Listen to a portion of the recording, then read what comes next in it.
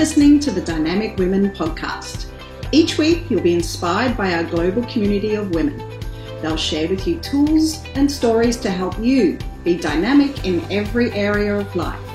Here's your host, award-winning coach, and the CEO and founder of Dynamic Women, Diane Ralston.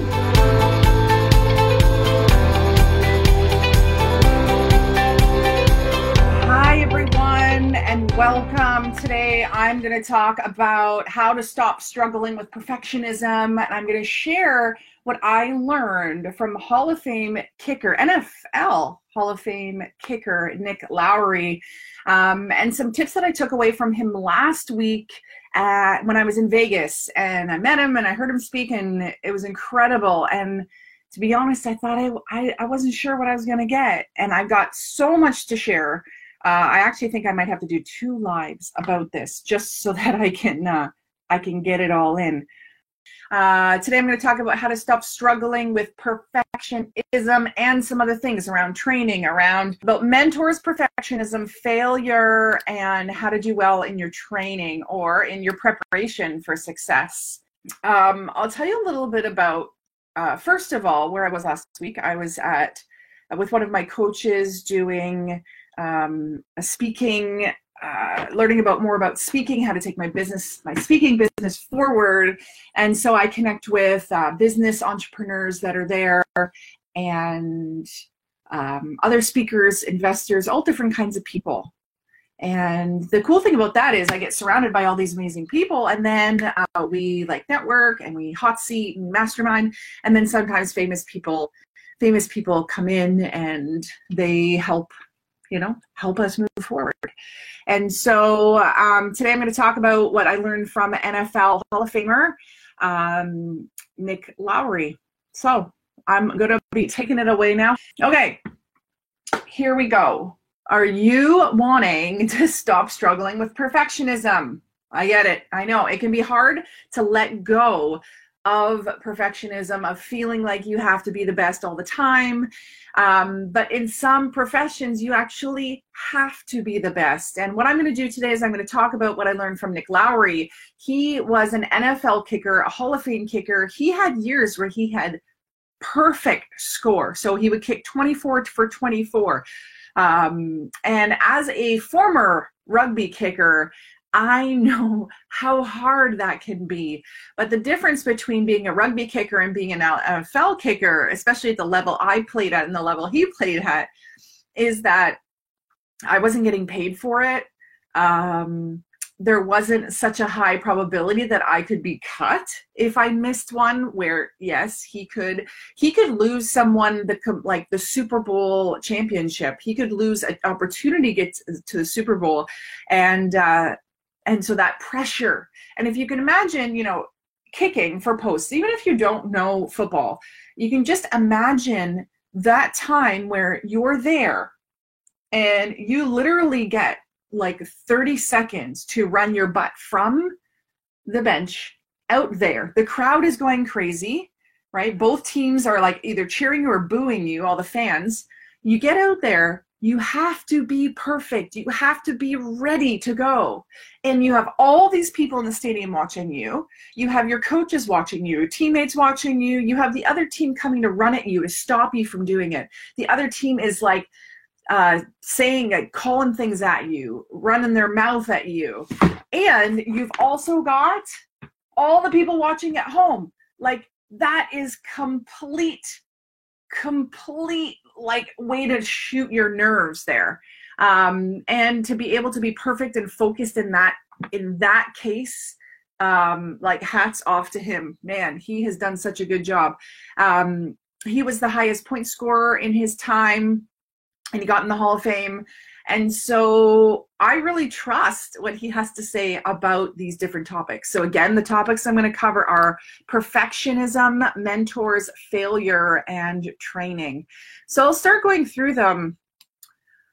The first one I'm going to talk about is around failure. And failure often comes up because we're trying to be perfect. And really, if we're not perfect, everything that happens to us is failure then, if it's not perfect. And so He said some really cool things that helped me to put things in perspective and help me to just kind of pull back a little bit and not be so stressed about it.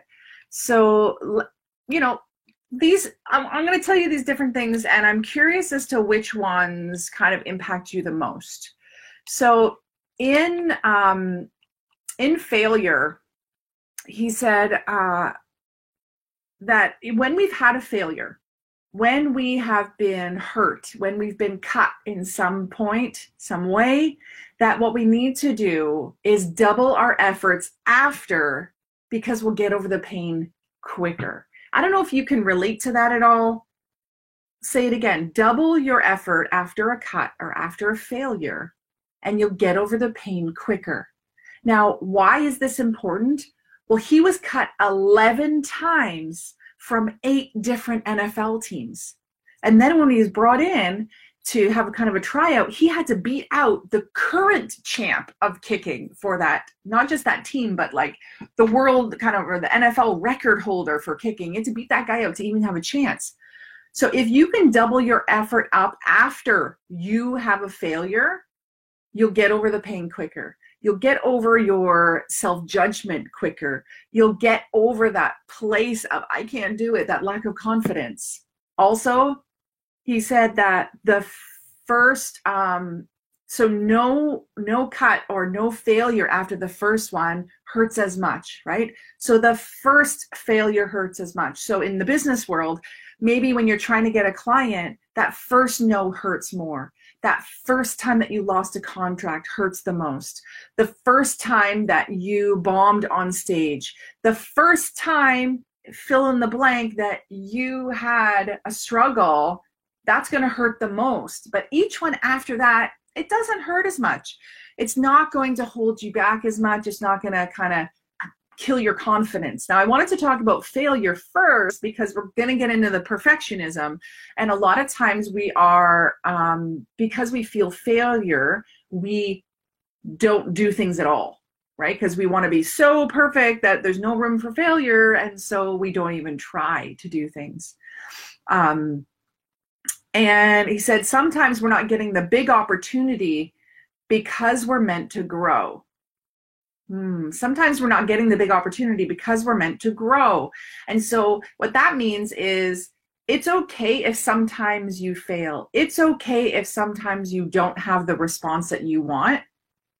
How can you learn from that? And we do that a lot in Dynamic Year, where we look back at the past year and we pull out kind of what are the learnings there? How are you meant to grow? And wouldn't that be much nicer for a recovering perfectionist or a true perfectionist to say, okay, so that didn't happen. Where am I meant to grow? Rather than what did I do wrong? The perception like that happens, the shift that can happen between those two questions is very strong.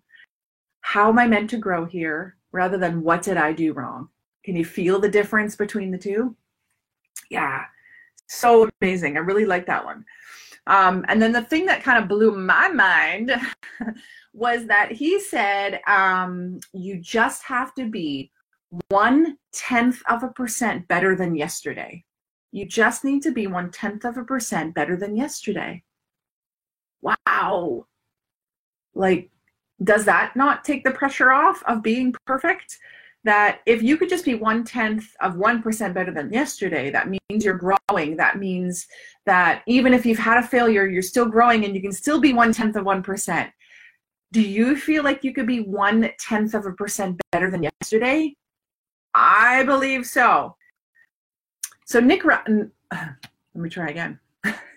Lowry didn't maybe specifically speak about perfectionism or failure, but I've kind of condensed my notes into these different categories. And so around perfectionism, he actually was saying that we need to be perfect in practice. So in our preparation for going to do whatever we're doing in our business, we need to be, and I'm going to relate it back to your business rather than, thinking of him on the field kicking. So in your business, if you can practice your sales calls, if you can practice your talk you're going to do, if you can practice your coaching, or whatever it is that you do, if you can practice these things, then when you get to the real kind of game time, then you're going to be able to have more confidence and have more of an opportunity to be perfect. So I guess this one is supporting being perfect, and that's okay. Because you'll feel more confident, which will take the pressure off of being perfect, because if you practice imperfection, if you practice to do it really well, then when you show up, you'll be able to do a better job. But you need to give yourself permission to miss. You need to give yourself permission to fail. If you give permission to not be perfect, to have things that don't go right the first time, you will have permission to then be perfect. Because if you don't give yourself permission to fail, what I've seen so many times in my clients is they don't even get started. Right? They don't reach out to that potential client. They don't apply for an opportunity. They don't ask for something that would support them. They don't get into a collaboration with someone because they're afraid of the failure of it. But if you can just be like, screw it, I might make a mistake, and that's okay. I have permission to fail. That then gives you the ability to get moving forward, and then to be perfect, or, you know, an 8 out of 10, or excellent, or whatever it is, whatever word it is that will help you to sit right in that terminology for you, so that you're not freaking out and judging yourself. The other thing is, sometimes you can be perfect and you'll still miss. Sometimes you can be perfect and you'll still miss, right? Maybe you've gone and to work with a client or for a job interview, and you've been like, but I was the best choice. And you probably were. Maybe in a relationship, you're like, what? They broke up with me, but we were great. We were perfect. You could still be perfect. You could still be amazing. And you could still miss. You could still not get what you want. We could look at that as like you were meant to grow, or maybe that's just the way it is. I don't know how many times I've kicked perfectly and the wind blew. That I have been perfect in my presentation and no one wanted to sign up with me, right?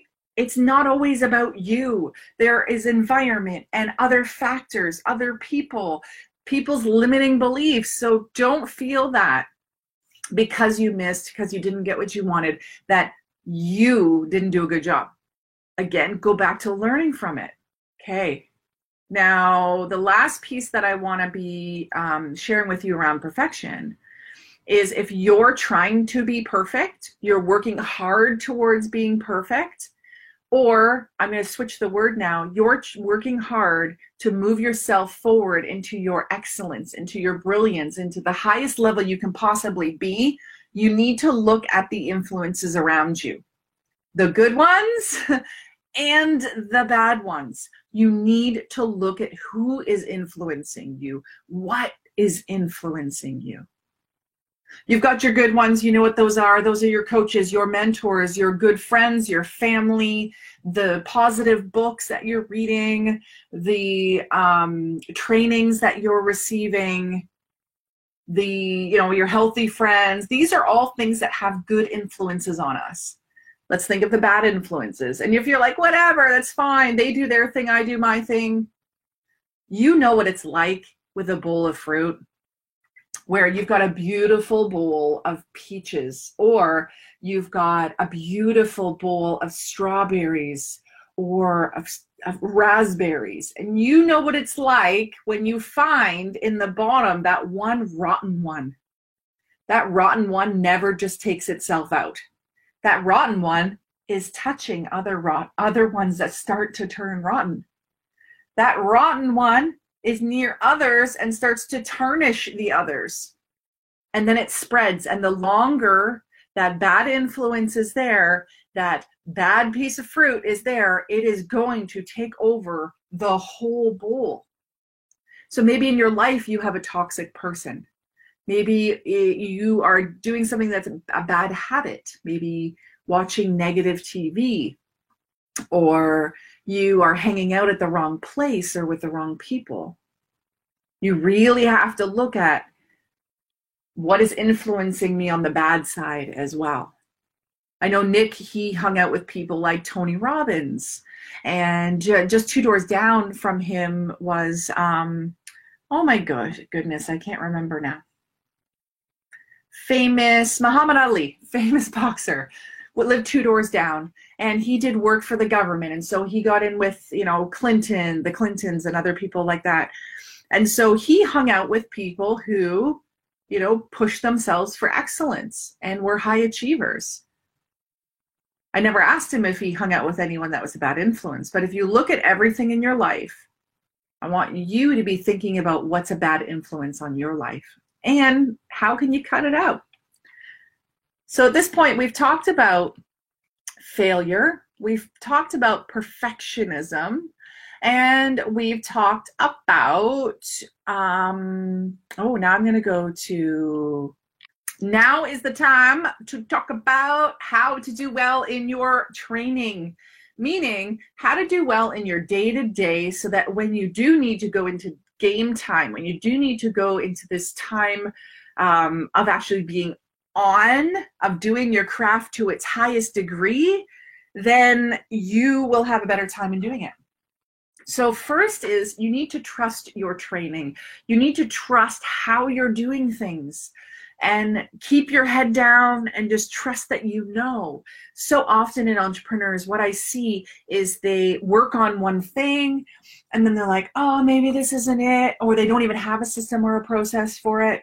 And then they just like go off and they try something else, and then they go off and they try something else. So they're not trusting their training.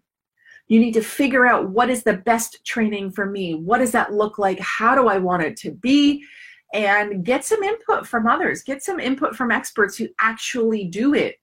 And then, because like I know Nick Lowry, he had a kicking coach. He had his main coach. He probably had a nutritionist, someone who monitored his working out, like physio person. He has all of this covered.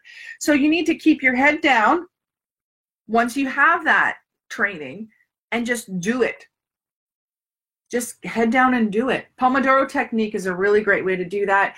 If you just Google Diane Rolston Pomodoro technique, you're going to find a video where I explain that further.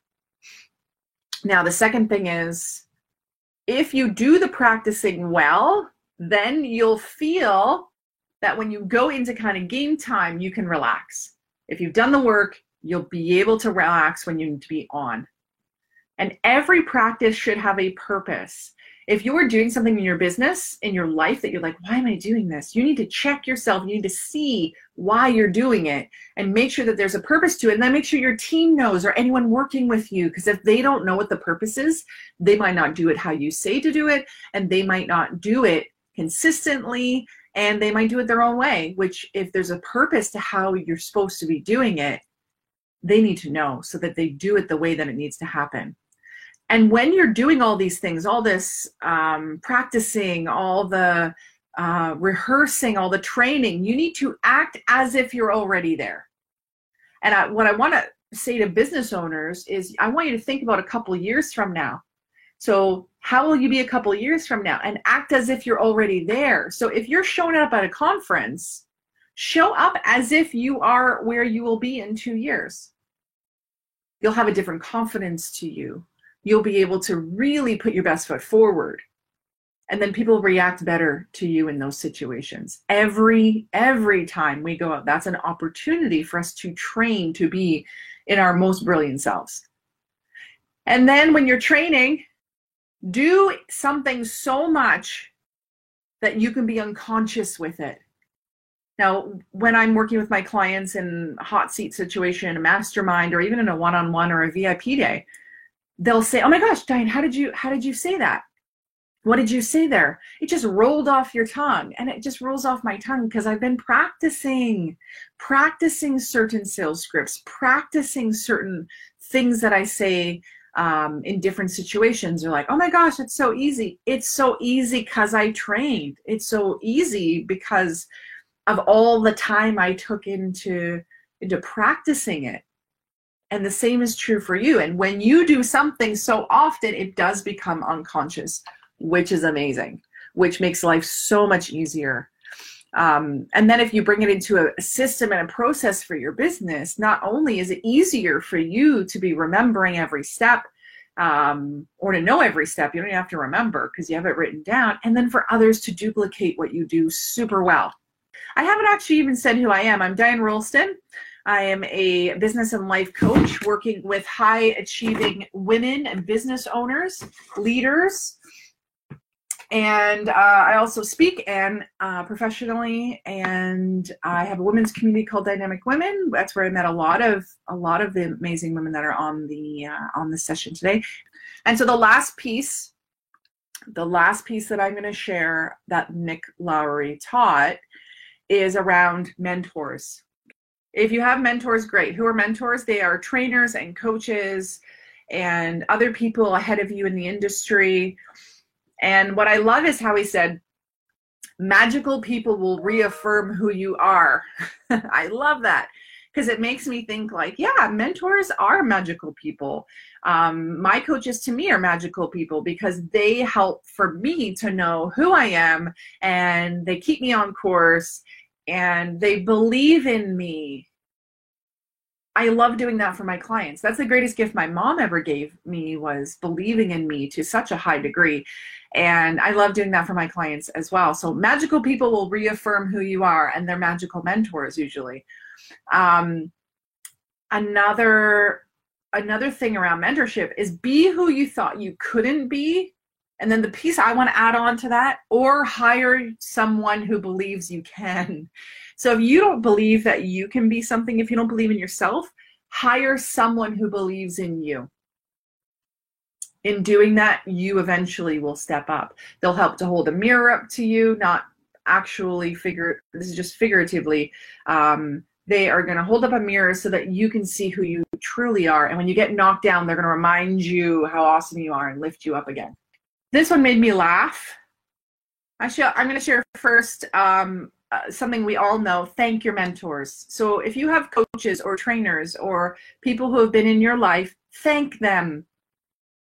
Please thank them. When I receive cards from clients and emails and testimonials and such, my gosh, that just fills my heart. It's like the easiest way to fill my tank is through words that share people's gratitude and their change and what's happened in them. So always thank the people that are supporting you. And the last one, which totally made me laugh, was no one wants to hear your excuses. Just get it done. And I think this is true in all areas of life. No one wants to hear your excuses. Just get it done. And if you're hearing your own excuses, just look a little bit deeper into what that means for you, what is really limiting you and holding you back. So those were all, like, not all actually. I still have a few more things in here. Like, your job is to love your work and perfect your craft. You need to have your dream in your heart, and you need to live it every day. You must have faith in your craft. And when necessary, we can shift to another gear. So those are my last points there I wanted to share of how Kansas City Chiefs, who won the Super Bowl in 2020, he is the Hall of Fame kicker, Nick Lowry. Learned lots from him, and just encourage you to listen to others who maybe you wouldn't right off the bat feel like you could learn from them. Really listen, really open up your eyes, your ears, your heart, and glean from them whatever you can. In any industry, we can learn from each other. And so I trust that you will take one piece that I have shared with you today, and put it into play in your life and your business. So with that, I will close off for today. Nick Lowry, I learned so much from, and I will probably kind of quote him moving forward. And I appreciate you joining today. I appreciate you listening in, investing your time in this, and would love to hear your feedback. You can reach out to me, Diane, at dianerulston.com. You can give me a topic, a question, a challenge, or an opportunity that you want me to optimize, and I will cover it on here. So a big mwah to all of you. Stay dynamic. Have a fabulous week, and we'll talk later. Bye. Thank you, Dynamic Women, for joining us today. Please hop on over to iTunes to subscribe and leave us a review. Who do you know who needs to hear our message? We'd love it if you'd share our channel with your friends and family. If you're ready to be more dynamic, have more balance and more success, head over to www.dynamicwomenclub.com/free gift for your Key to Success book. Stay dynamic.